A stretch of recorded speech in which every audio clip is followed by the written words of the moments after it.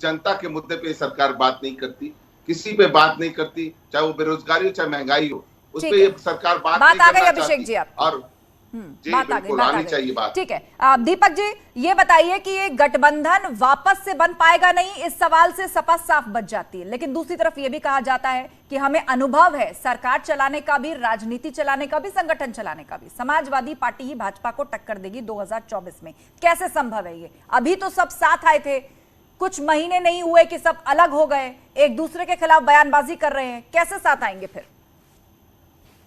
अब देखिए, रीढ़ की तरह से जब शिवपाल जी साथ थे तब 111 तक पहुंचे, अब उनके बगैर कैसे लड़ेंगे ईश्वर जानता है। और जहां तक आज शिवपाल सिंह जी के पत्र की बात है, शिवपाल सिंह जी ने उस सनातनी परंपरा को दोहराया है जो डॉक्टर लोहिया ने रामकृष्ण शिव पत्र लिख कर दिया था। आज क्या है, राजनीति है क्या? मूलतः पवित्राणाय साधु नाम विनाशाय च दुष्कृताम। तो जो कंस की मनोवृत्ति है, शिवपाल सिंह जी ने उस पर प्रहार किया है। राजनीति में आप सबको समावेशी चरित्र के साथ आगे बढ़िए। कृष्ण ने गीता में समाजवाद का संकेत देते हुए कहा था कि समम सर्वेषु भूतेषु तिष्ठन्ति परमेश्वरम, यानी सबका सम्मान किया जाए। और आधुनिकता के इस दौर में आप देखिए, पारिवारिक परंपराएं जो समाज की मूलभूत उपागम होते हैं, अवयव होते हैं, वो टूट रहे हैं। जी जी, तो शिवपाल सिंह जी का यह पत्र वस्तुतः अंधेरे में प्रकाश की एक चिंगारी के रूप में झंकृत होना चाहिए था। अब इसको सियासत से जोड़कर जो लोग देख रहे हैं वह स्पष्ट करें कि कंस के किरदार में किसी को वो कैसे फिट कर रहे हैं। ठीक है, इसका जवाब अभिषेक राय से ले लेते हैं। जन्माष्टमी के दिन, हाँ, जन्माष्टमी के दिन ये जो महाभारत का नया चैप्टर शुरू हुआ है कंस और दुर्योधन का, उस पर अब प्रसपा की तरफ से अभिषेक जी कहा जा रहा है कि जरा बताइए तो कंस के किरदार में कैसे किसको फिट कर रहे हैं और क्यों आपने दुर्योधन कह दिया? कृष्ण कौन है? आस्था जी, मैंने बोला ना, आप मुझे मुद्दों पे जवाब देने नहीं दे रही, कहती समय खत्म हो गया। और इस तरह की बातों पे मैंने बोला ना, कहाँ शिवपाल जी ने माननीय अखिलेश यादव जी का नाम लिया। माननीय अखिलेश यादव जी जो राष्ट्रीय अध्यक्ष बने समाजवादी पार्टी के, नेताजी के आशीर्वाद से और समाजवादी पार्टी के कार्यकर्ता और नेताओं के चुनाव से जो बने, और अभी चुनाव हमारा हो रहा है, हमारा संगठन बन रहा है। अभी आप देखिएगा फिर राष्ट्रीय अध्यक्ष का चुनाव होगा, कौन जीतेगा कौन हारेगा सबको पता चल जाएगा। कौन प्रस्ताव करता है, कौन क्या करता है, ये सारी चीजें मीडिया के सामने खुलेआम होगी। तो ये इसमें कोई बात नहीं। और माननीय अखिलेश यादव जी 1999 से राजनीति में आए, 22 साल से ऊपर हो गया उनको। और आप बताइए, सांसद रहे हैं, मुख्यमंत्री रहे हैं, एमएलए रहे हैं, एमएलसी रहे हैं। अब इससे ज्यादा राजनीतिक अनुभव कहते हैं किसके पास होगा? लेकिन चाचा तो आप कह रहे हैं कि राजनीतिक अपरिपक्वता है उनके अंदर, गठबंधन नहीं संभाल पाए, पार्टी की लीडरशिप नहीं संभाल पाए, फाउंडर मेंबर्स एक एक करके अलग हो रहे हैं। मेरी बात समझ लीजिए, आजम खान साहब ने क्या कहा, आपने सुना होगा आजम खान साहब का बयान। कितने लोगों ने क्या क्या कहा। उन्होंने बोला मैं अखिलेश के साथ हमेशा था, अखिलेश के साथ हमेशा रहूंगा, आजीवन रहूंगा, क्योंकि उन्होंने पार्टी को स्टैब्लिश किया। और समाजवादी पार्टी जब से स्टैब्लिश हुई है, इस बार उत्तर प्रदेश में हमें रिकॉर्ड तोड़ वोट मिले हैं। 3 करोड़ 8 लाख मतदाताओं ने वोट किया। ये समाजवादी पार्टी का इतिहास है। हम जरूर प्रमुख विपक्षी दल हैं, हम मानते हैं जनता ने मैंडेट विपक्ष में बैठने का दिया, हम उस बात का सम्मान करते हैं। जनता के मुद्दे हम उठाते रहेंगे और लगातार संसद से लेके सड़क तक सरकार का विरोध करते रहेंगे।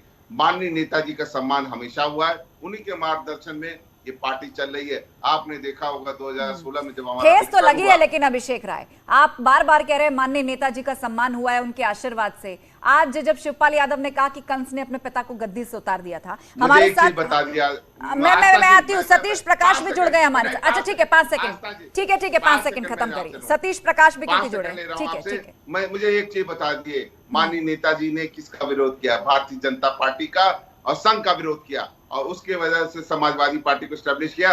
और आज माननीय शिवपाल चाचा किसकी स्तुति कर रहे हैं सबको पता है।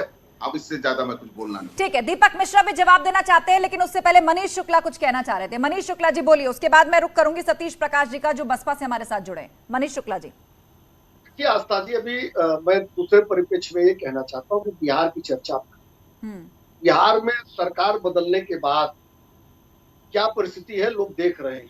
कैसे कानून मंत्री फरार हो गए, कृषि मंत्री कौन बन गया। अब वहां महिलाएं और लड़कियां स्कूल जाना बंद करने वाली हैं। कॉलेज से लौटने वाली लड़की के साथ उसको गोली मार दी जा रही है। तो बिहार में जो सरकार बनी है उसका उत्तर प्रदेश में जो असर पड़ेगा वो सबको ध्यान में आ जाएगा कि वो समाजवादी पार्टी का ही प्रारूप है जो वहां सरकार में आया है। तो सरकार में आने के बाद समाजवादी आप हंस रहे हैं अभिषेक राय, ये तो फैक्ट बता रहे हैं ना मनीष शुक्ला कि जैसे ही सरकार बदली अब कहा जा रहा है कि वापस से किडनैपिंग गैंग सक्रिय हो गया है, महिलाओं के प्रति अपराध बढ़ रहा है, इसीलिए भाजपा कह रही है कि जंगल राज वापस आ गया है। सफेद झूठ है। पटना के अंदर टोयोटा का शोरूम लिया गया, आज कोचिंग पढ़कर वापस आ रही लड़की को गोली मार दी जाती है, कानून मंत्री फरार हो जाते हैं, कृषि मंत्री उनको बना दिया जाता है जिनके ऊपर स्वयं नीतीश कुमार कल तक करते हैं घोटाले के आरोप लगाते रहे। एकदम 2012। अच्छा ठीक है, आप लोग आपस में मत लड़िए, वैसे भी हम लोग बिहार पर चर्चा नहीं कर रहे हैं, ठीक है, शांत हो जाइए। अभिषेक राय, मनीष शुक्ला, आप दोनों शांत हो जाइए। बिहार पर हम चर्चा नहीं कर रहे हैं, अपने विषय पर ही हम रहेंगे, विषय पर ही हम रहेंगे। अब चूंकि उदाहरण बीच में आ गया था कि फिर से महागठबंधन बनेगा बिहार में जो चीजें हुई उसके बाद, इसीलिए सवाल आया, लेकिन अब बहुत ज्यादा बिहार में नहीं जाएंगे, यूपी पर ही रहते हैं। हमारे साथ सतीश प्रकाश जुड़े हैं, बसपा समर्थक। सतीश जी, आज ओपी राजभर सलाह दे रहे थे, दरअसल जन्माष्टमी के दिन महाभारत का एक चैप्टर खुला है, कोई किसी को कंस कह रहा है, कोई किसी को दुर्योधन कह रहा है। इस बीच ओपी राजभर कह रहे हैं कि एक बार फिर से सपा और बहन जी को साथ आना चाहिए 2024 से पहले। नहीं, देखिए आस्था जी, उनके अपने व्यक्तिगत विचार है। देखिए, आज कृष्ण जन्माष्टमी है और आज एक मंथन करने का एक समय है कि ये देश राजनीतिक रूप से आजाद है, ये देश कहीं ना कहीं धार्मिक गुलामी इस देश में नहीं है। अब आप कृष्ण को आप पूज तो सकते हैं, लेकिन अपने बच्चे को आप कृष्ण बनाने की हिदायत नहीं दे सकते, उसको सीख नहीं दे सकते। अगर कृष्ण जैसी एक्टिविटी अगर आपका बच्चा करेगा तो भारत में एक संविधान है और उस संविधान के तहत आपको कहीं ना कहीं जेल जाना पड़ेगा। ये चीजें आपको आस्था के रूप में तो दिखाई देती हैं, लेकिन अगर आप उसको लोकतांत्रिक व्यवस्था के हिसाब से देखेंगे तो ये कहीं ना कहीं बहुत पुरानी चीजें होती है। देखिए, मेरा मानना ये है कि अगर बिहार के अंदर, अभी मनीष जी ने जो बात कही कि अगर कहीं ना कहीं एक संदेश है, बीजेपी की एक गलतफहमी है कि जहां जहां बीजेपी होगी, अगर बिहार में नीतीश जी के साथ बीजेपी है तो बीजेपी के राज में तमाम लोग सुरक्षित हैं। अब ये भी बताएंगे ना कि यहाँ उत्तर प्रदेश में तमाम ऐसी घटनाएं हो रही हैं, अभी राजस्थान में बीजेपी एक प्रमुख। ठीक है, डिस्कनेक्ट हो गए फिलहाल सतीश प्रकाश, लेकिन जो पॉइंट वो उठा रहे थे उसे मनीष शुक्ला के पास ले चलते हैं। सतीश जी का यही भाव था मनीष जी कि जहां बीजेपी के साथ सरकार चल रही वहां सब सही है, लेकिन पार्टनर बदलते ही आपको जंगल राज नजर आने लगा। क्या आस्था जी, सर्वप्रथम तो मैं एक आपत्ति दर्ज करूंगा। आ रहे अभिषेक राय जी, रुकिए। जन्माष्टमी के दिन मायावती जी के समर्थक पार्टी के प्रवक्ता जो बात कह रहे हैं भगवान कृष्ण के लिए, वो कतई इस देश में स्वीकार्य नहीं है और हमको नहीं समझ में आता कि आखिर इस डिबेट में ये कहना क्यों आवश्यक था। जरूर कहीं न कहीं किसी को संदेश देना चाहते हैं ये लोग, और ये जो तुष्टीकरण की राजनीति ठीक नहीं है। दूसरी बात, जो बिहार पे आपने सवाल किया, ये बात सत्य है कि जब बीजेपी साथ थी तो अपराधी भयभीत थे, जब तेजस्वी साथ आ गए तो लग गया कि सरकार उनकी बन गई है।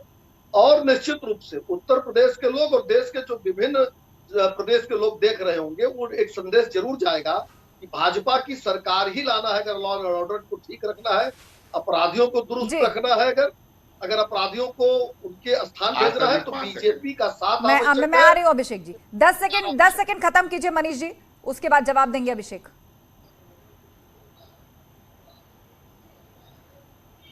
आस्था जी बोलूं?